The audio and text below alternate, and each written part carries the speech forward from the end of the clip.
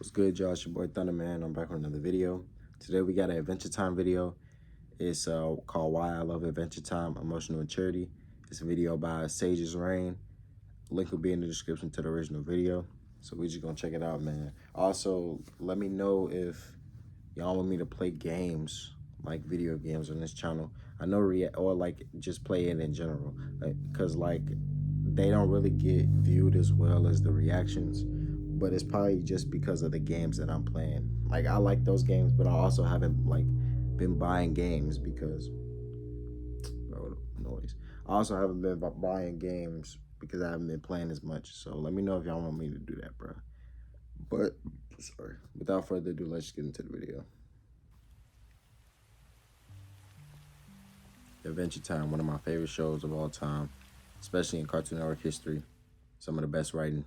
When Adventure Time can go from an episode like I Remember You, where we are given this deeply tragic and emotional backstory, to an episode like The Eyes, where a creepy horse just stares at Finn and Jake for 11 minutes, I begin to understand the appeal of Adventure Time. It balances so many ideas and blends so many genres. It goes from just plain fun to existential dread, from Detective BMO and BMO Noir to downright horror in No One Can Hear You.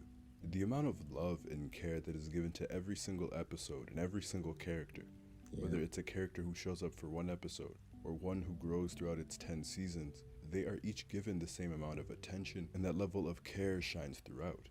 Adventure Time has so many episodes and layers that can be dissected. So in order to focus this video, I want to look at how this series tackles the ideas of Not to cut them off, but one of my favorite episodes is probably when they were playing Card Wars. I remember that episode got so big that they made it a mobile app on the phone. Like I ain't gonna lie, I like that episode a lot, just because Jake was so mad that he was finna lose because Finn kept flooping the pig. But yeah, man, some good times, bro. I miss this show, man. I really do, bro. Saddens me. change, growth, and acceptance, mainly through the lens of Finn, as well as moments of Ice King, Marceline, and Princess Bubblegum. Adventure Time isn't Adventure Time without its protagonist, and that's where I'll begin. The maturity of this series is a very slow and gradual one. Yeah. And it happens mainly through the lens of Finn the humans. Because Finn is so young and so naive, it works, as the show unravels all the nuances and complexities of life and the land of Ooo, just as he does. When I think of Finn and his journey, it's a slow journey into the character we see at the end of the series. As his journey begins with a very narrow and childlike view of the world, this is reflected by the tone that Adventure Time carries.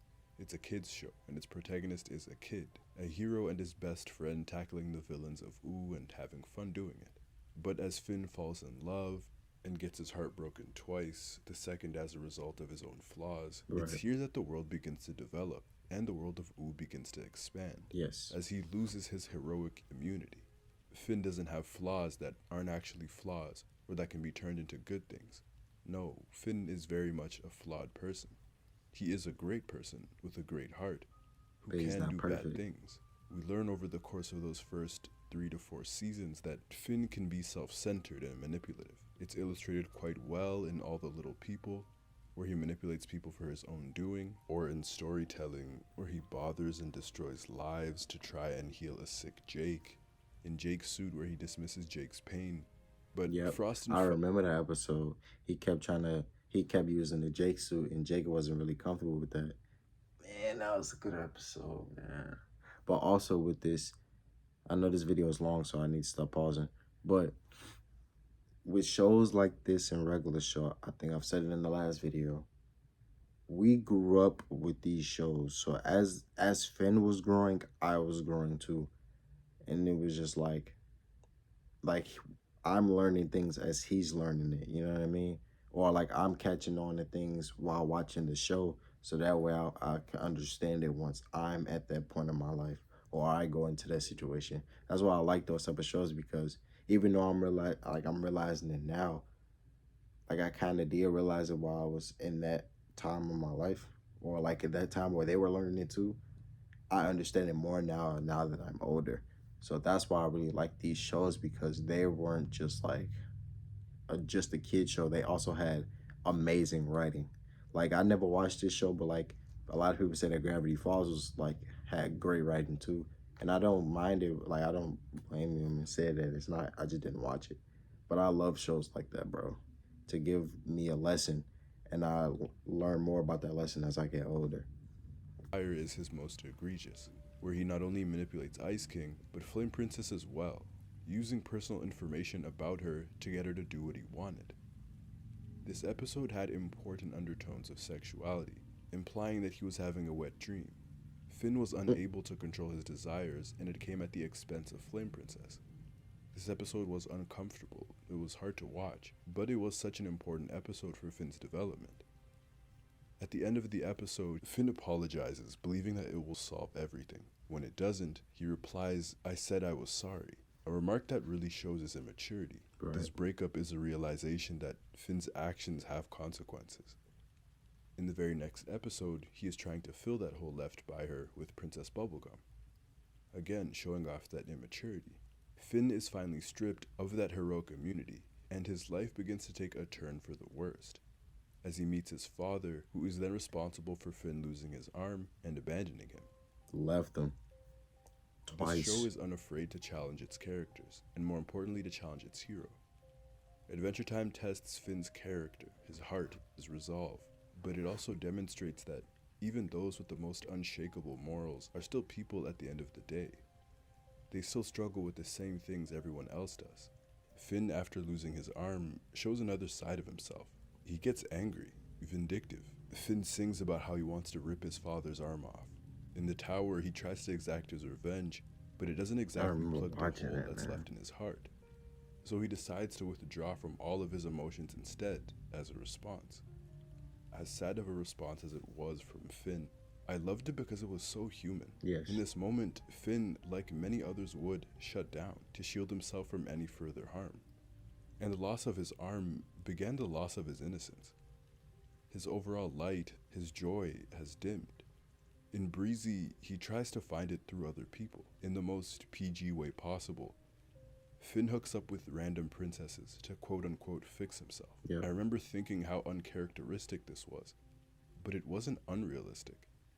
It's human nature to want to distract yourself from all the pain that you're going through, Instead of dealing with especially it. if it's so unbearable.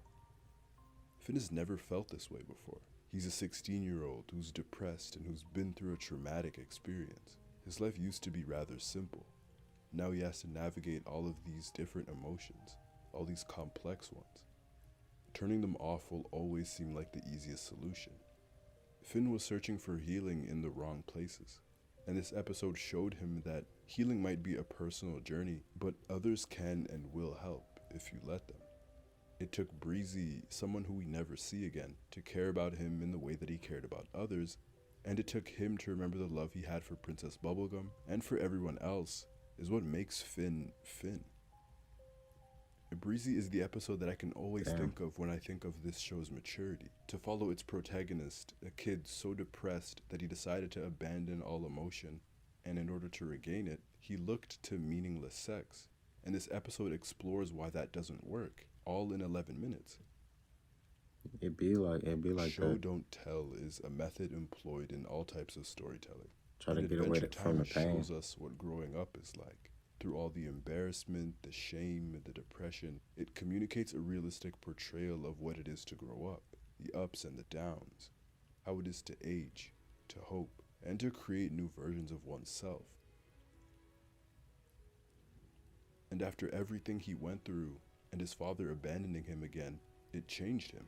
Finn began to even empathize with his father, Yeah. trying to understand why he does what he does in Pajama War. In that very same episode, he learns to appreciate Princess Bubblegum for her love as a friend. As Finn continues to grow, he begins to question the world around him. He begins to question why things are the way that they are, and Astro.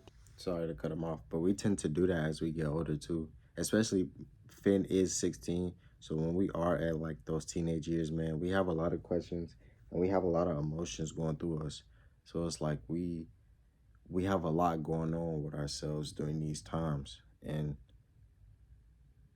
sometimes we don't know how to control it. or know how to deal with it.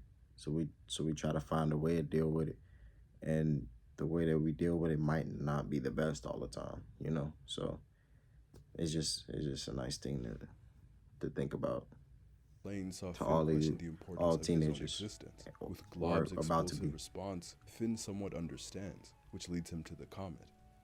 When offered by the Comet to go to an existence free of everything he's experienced, love, hate, friendship, isolation, etc., Finn ends up choosing and accepting his own existence. He learns that life is filled with unpredictability, unanswered questions. It's incredibly bleak and nihilistic, but also filled with an abundance of life, of love that he's experienced. And no matter what happens, good or bad, life is worth living. His life is worth living, through the heartbreak and the disappointment, and people are worth understanding. He even comes to the mature conclusion that Martin is someone who is unwilling to change, Right. who is unwilling to face the bridges that he's burned, and so he runs away from every inconvenience. He has no bonds to love, to friendship, or to any of those things that the Comet mentioned, which is why he's able to choose a world free of these things. Finn has no choice but to accept Martin the way that he is. Can't change him if you don't want to I change. said that the show is unafraid to challenge its own hero, and throughout Finn's development, the way he approaches conflict and how he deals with it has changed. Just as he began to develop an even greater empathy for the world around him, it also changed the way he operates as a hero. As he was knighted back in Breezy, he's become a more mature hero, veering away from simply mindless violence and moving more towards understanding and peace. I think Three Buckets and The Wild Hunt were two episodes that illustrated this perfectly, and it conveyed some of the show's interesting look at morality. In Three Buckets, we see the efforts that Finn is making to understand Fern, and his non-violence is a demonstration of that understanding. As Fern locks him up to steal his identity, instead of fighting, he looks for a solution, trying any way possible to talk Fern out of his decision. And when he does fight him, he tries to restrain him, and again talk to him, until he accidentally kills Fern. And the final scene of this episode is heartbreaking. In one single moment, you can see how devastating that moment was for Finn. Finn has come to value life. He spent half a season pondering existence, searching for the meaning of it all, for his will to live. He knew and fully understood that Fern was only trying to be who he was supposed to be his whole life, and now he took that away from Fern. And while yes, Fern did act quite maliciously, the show doesn't demonize him for it. Right. In that final tussle with Fern, not only was he fighting for Fern's life, but Finn was trying so hard to not be abandoned again by someone that he grew to appreciate and to love. Finn in this episode kills someone that he used to be. Another version of himself that didn't change and grow, and it's traumatizing. Again, that look on his face is so heartbreaking. But he had that to let guilt, go. it stays with him. It stays with him in the Wild Hunt. It's an event that he will probably never forget. I think a younger Finn would have killed off Fern without even taking the time to try and understand him, and without feeling for him. That scene doesn't happen if Finn doesn't grow. Finn has been through so much, and still emerges out of all of these hardships as an even greater hero than he was at the beginning of his story. It's a bigger meaning to a lot of things, man. Simon Petrikov is also someone who gains a great deal of acceptance, not because he won't change, but because he can't. Ice King, who began as the silly antagonist to Finn and Jake, turned out to be a shell of his old self.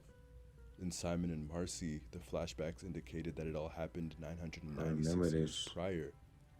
Simon has spent over 900 years alone, losing his mind in solitude, until it was Simon no more. No Betty, no Marceline, no friends. Start losing himself.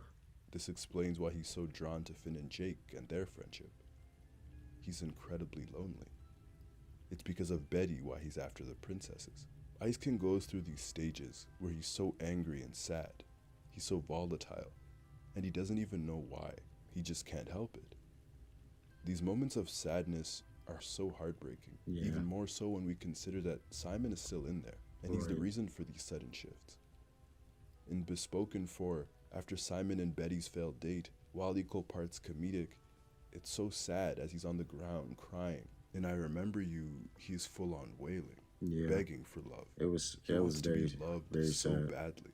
But after the series unravels what happened to Simon, he might be the most noble and heroic character in the entire show. He knew that in order to save Marceline, he needed to keep the crown. Marceline needed him, and he was there for her even if it cost him his identity, his sanity. In his song In I Remember You, Simon writes, "I need to save you, but who's going to save me?" And here, 1,000 years later, no one has, until Marceline does. Marceline was the first person to be. And that's what I'm saying. Like when it comes to these things, as a kid watching this, you're not necessarily understanding everything that's going on. You're just looking at it through a basic standpoint. You know, for most kids, you're just looking at it through like a simple lens, like how Finn was at the beginning.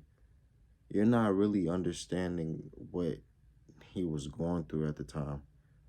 You just think of him as the bad guy.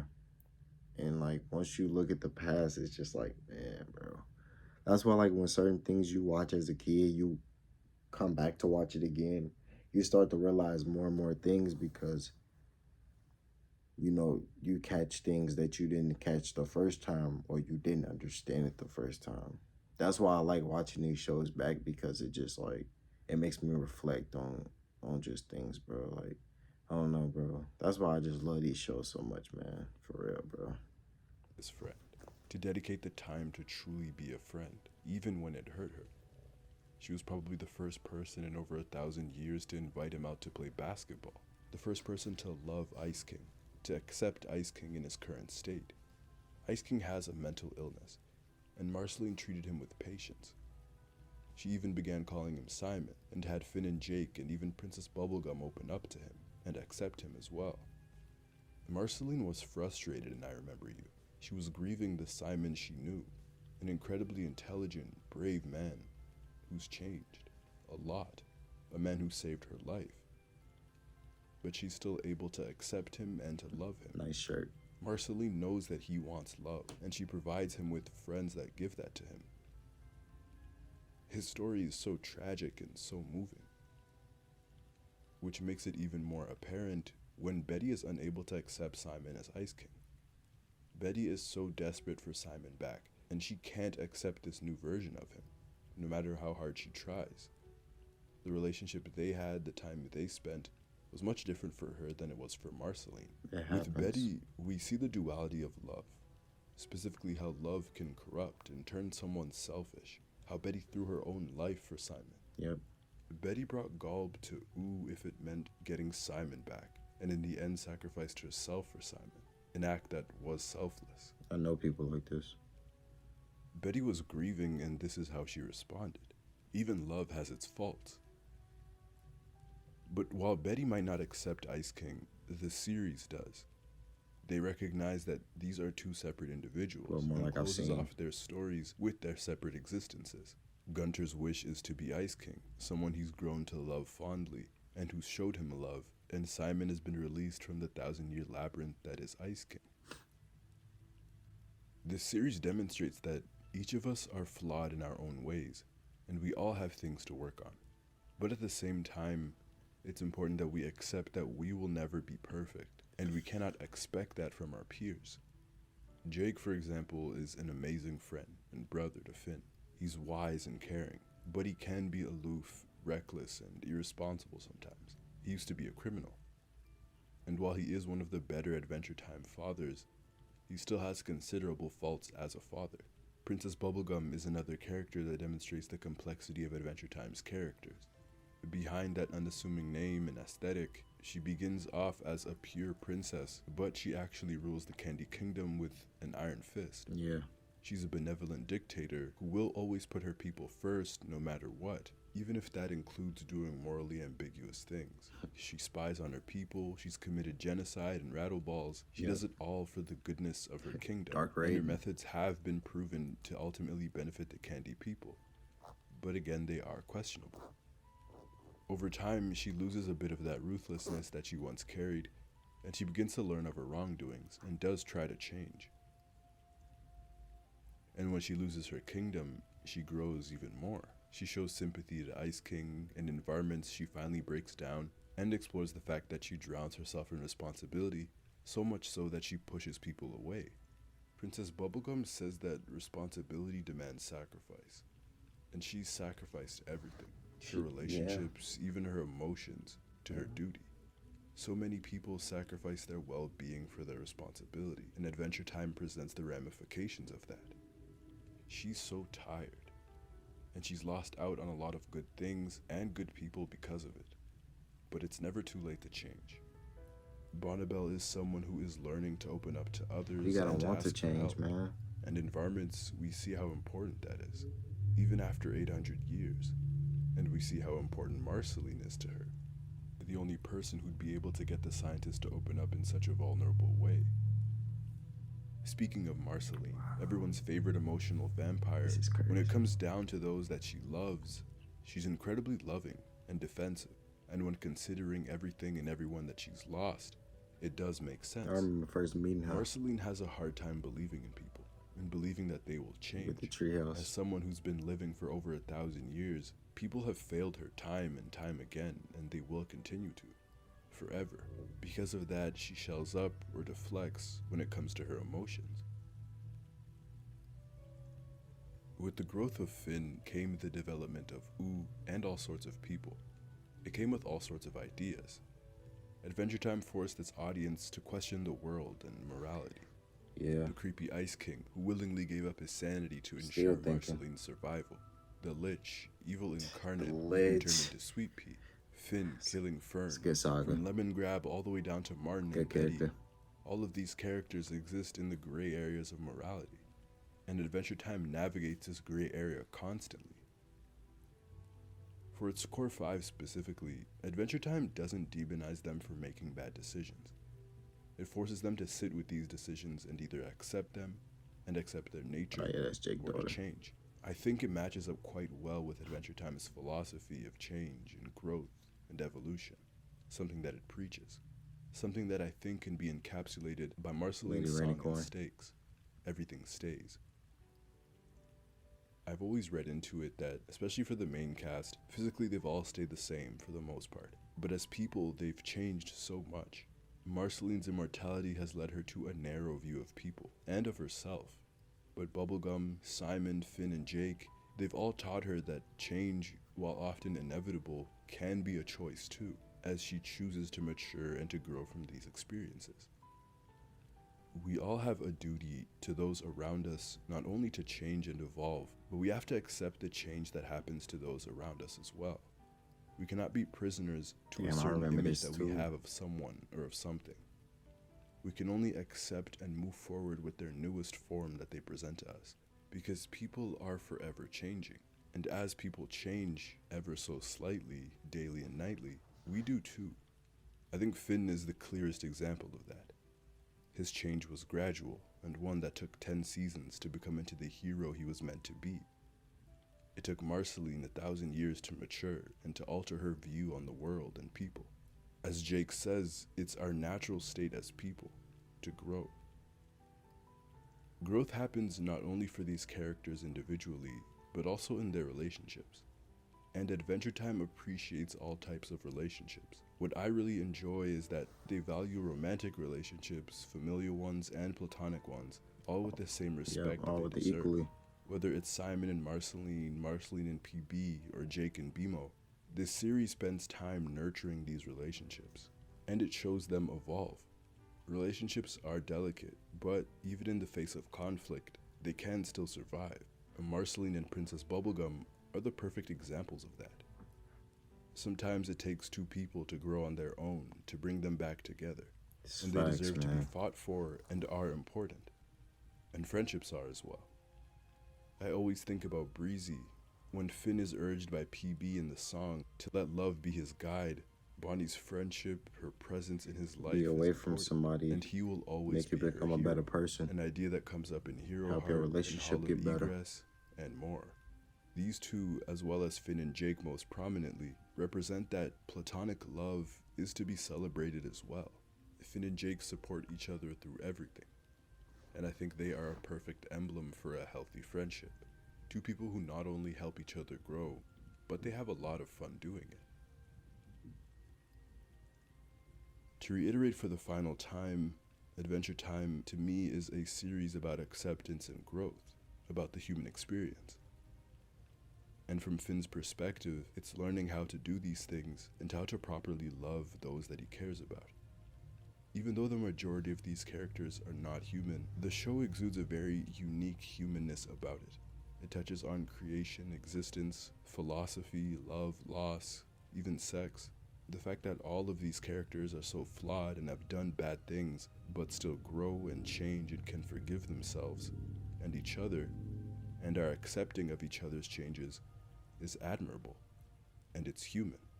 When I think of Marceline and Ice King, again, I feel that. She's presented with this shell of a man who's volatile and who has some terrible faults, but she consistently shows up for him. These are not ideas that you'd expect from a kid's show, but if you've been watching Adventure That's what Time, I'm The saying. Goofy Adventures, and to this now fully developed land of Ooh, it's not much of a surprise anymore. That's what I'm It's saying. expected.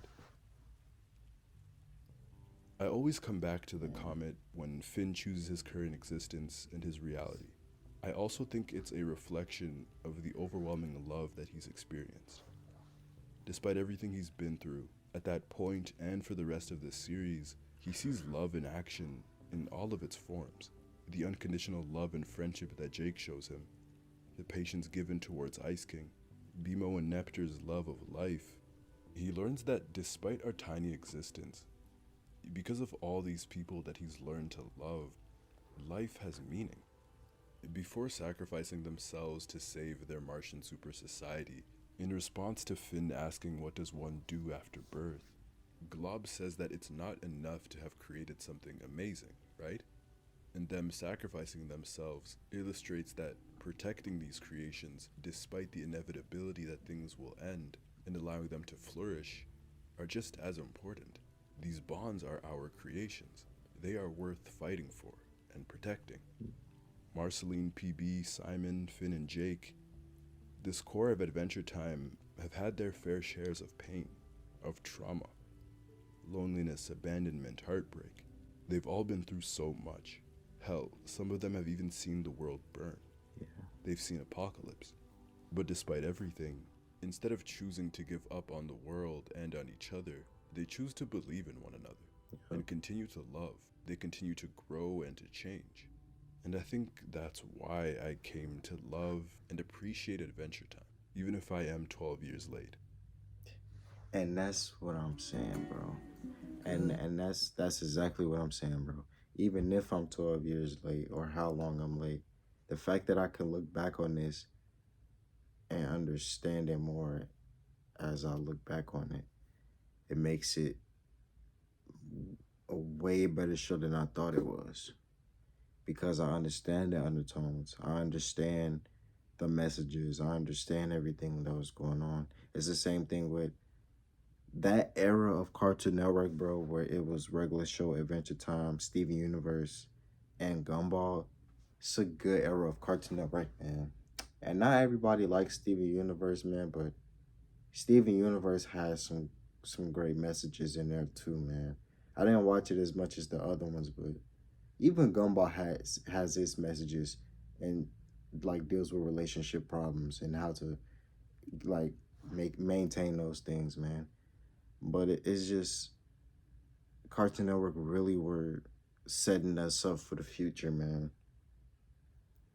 And even for people that was already teenagers watching the show, they were potentially understanding and getting to know like what's going on, man.